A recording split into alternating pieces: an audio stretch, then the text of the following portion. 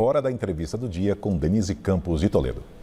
E vamos falar sobre as articulações políticas em torno da PEC e o apoio ao novo governo. Eu converso com o deputado federal Reginaldo Lopes, do PT de Minas, líder do partido na Câmara. Deputado, boa noite. Boa noite, Denise, e boa noite a todos os telespectadores da TV Gazeta. Obrigado pelo convite.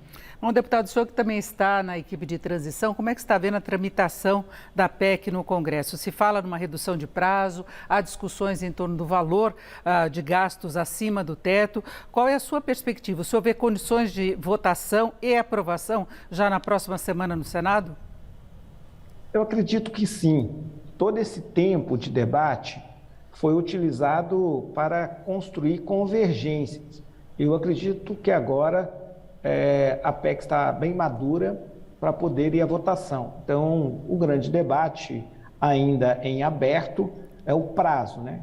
Se de fato serão 4 anos, 3 ou 2 anos. Eu defendo 4 anos para garantir mais previsibilidade ao país. E para ter previsibilidade à economia, a todos os setores da sociedade, a proposta do governo tem que ter sustentabilidade.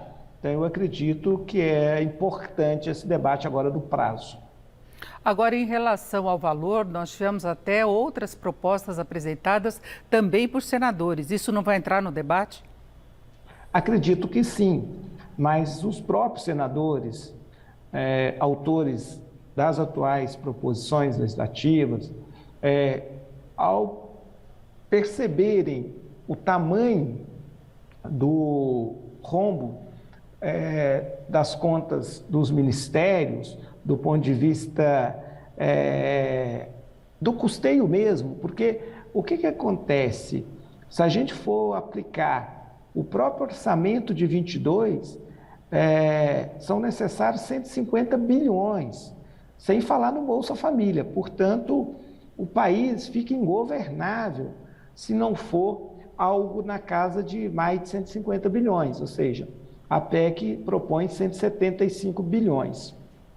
A impressão que se tem quando se fala nesse gasto extra-teto é que seria para despesas propostas pelo novo governo. E, na verdade, o orçamento do ano que vem, ele é irreal diante das necessidades até da máquina pública, não é? O fato é esse, é porque o Brasil entrou num processo inflacionário e com baixo crescimento do PIB. Portanto, a regra fiscal, lei de teto de gastos, se tornou inviável, não no governo do presidente Lula, no governo Bolsonaro.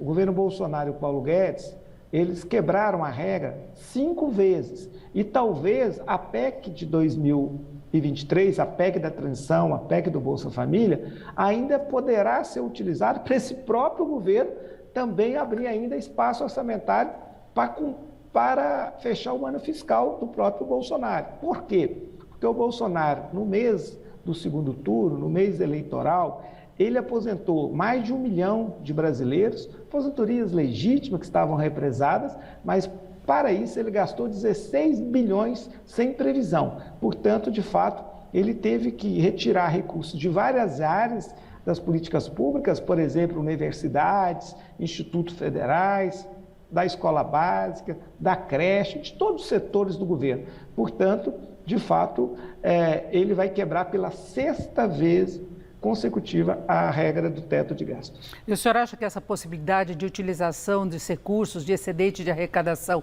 neste ano, facilita também a tramitação da matéria?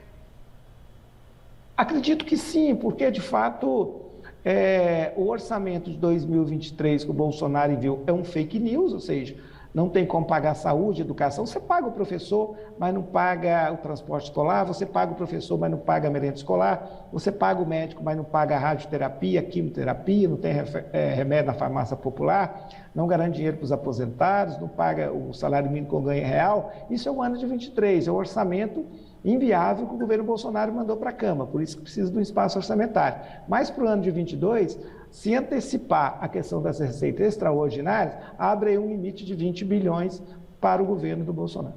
Agora, em relação ao ambiente político, a formação de uma base de governo. Nessa semana, o PT já anunciou apoio à reeleição de Arthur Lira, o que pode facilitar o relacionamento com a Câmara. E há busca também de negociações com outros partidos. Só que, em contrapartida, eles estão cobrando participação no governo, cargos, inclusive em ministérios. Como é que estão essas conversas? Olha, eu trato mais do debate na Câmara, da composição de um bloco de governo na Câmara dos Deputados. É lógico que tem uma área aí de influência, ou seja, de convergência, né? Vários partidos que querem compor o bloco de governo querem também ajudar a governar o Brasil, que é muito legítimo, né? Qualquer república do mundo, república democrática, né? Quem ajuda no processo eleitoral ajuda a governar. Então, de fato, num certo momento, vai ter uma convergência, né? Daqueles que vão participar do governo do presidente Lula nos ministérios, são aqueles partidos que vão, aqui na Câmara e no Senado, compor a base de governo. O apoio a Arthur Lira é natural, porque o presidente Arthur Lira ele está com disposição colaborativa para ajudar a governabilidade do país. Ele está com disposição de fazer e garantir a estabilidade política do Brasil, a estabilidade das instituições. Ele quer ajudar a unificar e pacificar o país, com um compromisso de garantir a agenda de futuro, a agenda de transformação, a agenda de reconstrução do Brasil. E é bom lembrar que o presidente Arthur Lira também foi o primeiro chefe de um dos poderes a reconhecer a eleição do presidente Lula, a legitimidade do processo eleitoral, a legitimidade das urnas e, portanto, é muito natural que o nosso partido, eu como líder, tenha construído essa unidade no PT, na federação e com alguns aliados para apoiar a reeleição do presidente Arthur Lira. Agora, essa não é a posição de todo o partido dele. O PL vem muito forte no próximo ano pelo resultado das urnas. Como é que o PT pretende lidar com essa oposição? Há a possibilidade de quebrar, de dividir esses partidos, isolar o que for oposição de fato? Eu acho que tem muitos deputados que votaram no candidato Bolsonaro, mas que têm compromisso com o país e são sensíveis a uma pauta de reconstrução, uma pauta de futuro, a uma pauta de desenvolvimento. Portanto, eu acredito que no decorrer do governo do presidente Lula, nós vamos ampliando a base de sustentação e de governabilidade. Então, acho que é o tempo, né? Nós vamos sair aí com uma base inicialmente menor, mas no processo a gente vai constituir uma base que vai dar governabilidade ao presidente Lula. Agora, deputado, temos apenas um minuto e eu queria saber do orçamento secreto e emendas do relator, né? O presidente Bolsonaro suspendeu a liberação desses recursos e, na verdade, acabou confirmando na prática que o executivo tem sim participação nesse orçamento. E se fala da possibilidade do PT ficar meio refém dessas negociações em todos os anos. O senhor conta com essa possibilidade? Olha, nós não estamos tratando desse tema, nós estamos tratando primeiro da PEC de transição, mas é evidente que no Orçamento Geral da União esse tema será tratado. A minha avaliação, nós temos que recolocar a emenda do relator no lugar, de fato, aonde sempre existiu, que é uma opção do Executivo, de garantir o empenho.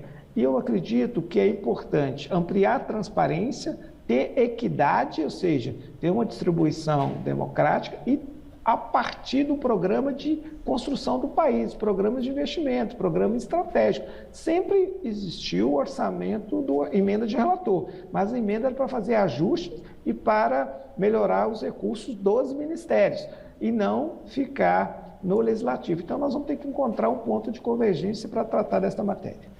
Perfeito. Ouvimos o deputado federal Reginaldo Lopes, do PT de Minas Gerais, líder do partido na Câmara. Deputado, muito obrigado. Uma boa noite.